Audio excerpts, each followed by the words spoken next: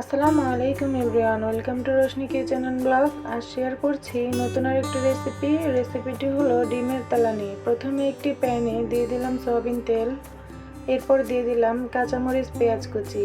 এগুলোকে একটু নেড়ে দিয়ে দিলাম এক টুকরো দারচিনি, তেজপাতা, এলাচ। এরপর দিয়ে দিলাম টমেটো কুচি।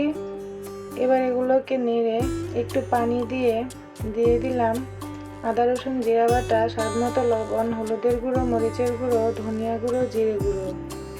এবার মশলাটাকে ভালোভাবে কষিয়ে নিয়ে দিয়ে দিলাম পানিটা দিয়ে ঢাকনা দিয়ে ঢেকে বলক উঠিয়ে নেব।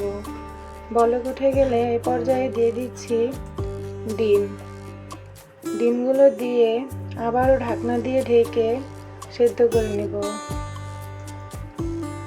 এরপর ঢাকনা উঠিয়ে আর একটু নেড়ে ডিমগুলোকে এপিট ওপিট উল্টিয়ে ভালোভাবে সেদ্ধ করে রান্না করে নিব। এই তো রান্না হয়ে গেছে। এবার দিয়ে দিচ্ছি ধনিয়া পাতা কুচি।